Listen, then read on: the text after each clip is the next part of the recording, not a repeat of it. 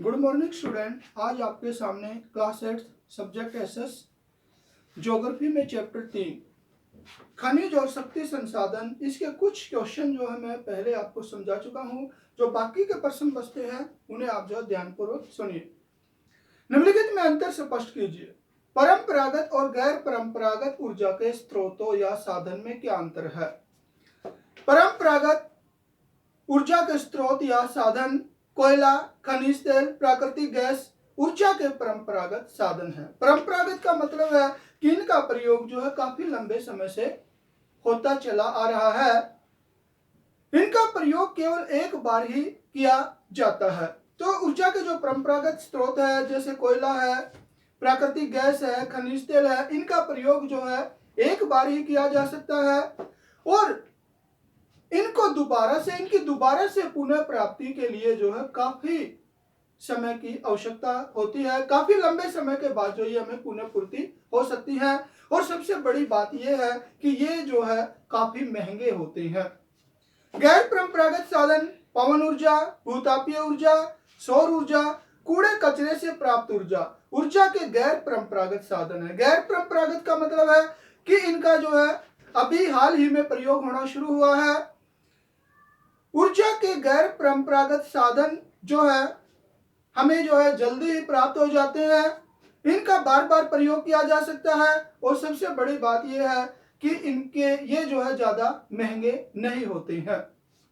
अब देखिए बायोगैस और प्राकृतिक गैस में क्या अंतर है। बायोगैस, यह गैस मृत पौधों और जीव जंतुओं के अवशेष और गोबर आदि से तैयार की जाती है। तो इसको बनाने में जो है पेड़ पौधे के अवशेष, मृत जीव जंतुओं के अवशेष और गोबर इत्यादि, कूड़े कचरे इत्यादि से जो है ये जो है मतलब प्राप्त होती है बायोगैस।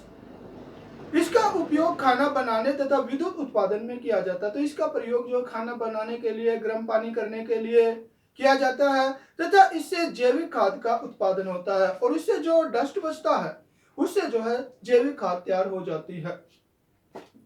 प्राकृतिक गैस, यह पृथ्वी की परतों के नीचे पेट्रोलियम के भंडारों के पास मिलती है। तो ये जो है हमारे जो पेट्रोलियम के कुएं होते हैं उनके भंडारों के पास मिलती है, यानी कि जो पेट्रोलियम के कुएं हैं उनके आसपास जो है ये मिलती है। इसका प्रयोग घरेलू तथा उद्योगों में ईंधन के रूप में किया जाता है। इसका प्रयोग जो घरों के अंदर भी किया जाता है, जो उद्योग धंधे उनके अंदर भी इसका प्रयोग किया जाता है। इससे रासायनिक उर्वरक बनाए जाते हैं, इससे खाद इत्यादि भी जो है बनाई जाती है। लोहा और अलोहा खनिज, लोहा खनिज, इन धातु खनिजों में लोहे का अंश पाया जाता है। लोहा खनिज होती है, इसमें लोहे का अंश पाया जाता है। जैसे लोहा इस्पात, इसका उपयोग इस्पात बनाने में किया जाता है।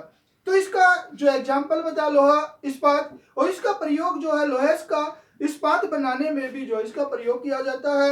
अलोहा खनिज, इस धातु खनिजों में लोहे का अंश नहीं पाया जाता। तो इसके अंदर जो है लोहे का अंश नहीं पाया जाता, जैसे सोना, चांदी, तांबा इत्यादि। तो इनके अंदर जो है लोहे का अंश नहीं है। इनका उपयोग विभिन्न तरह के आभूषण बनाने में किया जाता है। तो इसका प्रयोग जो है सोना चांदी है, इसका विभिन्न तरह के आभूषण बनाने में इनका प्रयोग किया जाता है। धात्विक खनिज और अधात्विक खनिज में अंतर बताइए। धात्विक खनिज मुख्य रूप से आग्नेय और कायांतरिक शैलों में पाए जाते हैं। तो ये जो धात्विक खनिज है इनकी प्राप्ति जो है आग्नेय और कायांतरिक शैलों से होती है। लोहा, सोना, चांदी, तांबा तथा टीन मुख्य धात्विक खनिज है। तो ये धात्विक खनिजों के एग्जाम्पल है। अधात्विक खनिज मुख्य रूप से अवसादी शैलों में पाई जाती है। तो अवसादी शैलों के अंदर जो है ये अधात्विक खनिज पाई जाती है। कोयला, पेट्रोलियम, पोटास, अभ्रक मुख्य अधात्विक खनिज है, यानी कि इनके अंदर धातु का अंश नहीं पाया जाता। नेक्स्ट देखिए, जीवाश्म ईंधन किसे कहते हैं? पौधों और जानवरों के अवशेष जो लाखों वर्षों तक धरती के अंदर दबे रहे थे। तो प्राचीन समय के अंदर जो पौधे, जीव जंतुओं के अवशेष जो लाखों वर्षों तक धरती के नीचे दबे रहे, ताप और दाब के प्रभाव से जीवाश्म ईंधनों में परिवर्तित हो गए। तो गर्मी की वजह से, दबाव की वजह से जो है ये जीवाश्म ईंधनों के अंदर बदल गए, जैसे कोयला, पेट्रोलियम। तो कोयला और पेट्रोलियम जो है जीवाश्म ईंधन के उदाहरण है। सौर ऊर्जा के उपयोग, सौर ऊर्जा के उपयोग जो है बहुत ज्यादा है। क्या क्या देखिए, इसका उपयोग खाना बनाने के लिए किया जाता है। सौर ऊर्जा का प्रयोग जो है खाना बनाने में किया जा सकता है। विद्युत उत्पादन में किया जा सकता है, बिजली बनाने में सौर ऊर्जा का प्रयोग किया जा सकता है। बड़े बड़े उद्योगों में सोलर हीटरों की सहायता से पानी गर्म किया जाता है। तो बड़े बड़े उद्योग धंधों के अंदर पानी गर्म करने में भी जो इसका प्रयोग किया जा सकता है। खनिज संसाधनों का हमारे लिए क्या महत्व है? खनिज संसाधन हमारे लिए बहुत महत्वपूर्ण है, यानी खनिजों का हमारे जीवन में बहुत ज्यादा महत्व है। हम अपने दैनिक जीवन में विभिन्न प्रकार के खनिज संसाधनों का उपयोग करते हैं। हम अपने दैनिक जीवन के अंदर जो है डेली विभिन्न प्रकार के खनिज पदार्थों का प्रयोग करते हैं। नंबर 1, खनिज संसाधनों से विभिन्न धातुएं पैदा की जाती है। खनिज पदार्थों से हम विभिन्न प्रकार की धातुएं प्राप्त करते हैं, जिनका प्रयोग मशीनें, बर्तनों, मोटर गाड़ियों के निर्माण में किया जाता है। यानी कि विभिन्न तरह की चीज बनाने में जो है इन खनिज पदार्थों का बहुत ज्यादा महत्वपूर्ण है। सोना चांदी जैसी बहुमूल्य धातुओं से आभूषण बनाए जाते हैं।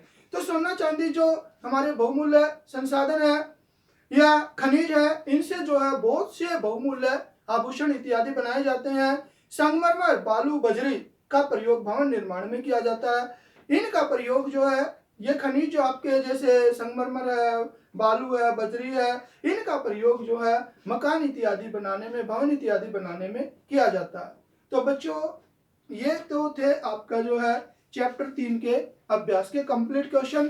अब आपने भी थोड़ा काम करना है, आप भी एक एक नंबर के प्रश्न लिखने हैं। चाहे तो आप ये वीडियो देख के सारे प्रश्न जो है इसके अंदर मिल जाएंगे। वीडियो के साथ साथ अगर आप चैप्टर भी पढ़ लेते हैं तो आपको ये सारे क्वेश्चन जो है आसानी से मिल जाएंगे। क्वेश्चन नंबर 1, खनिज किसे कहते हैं?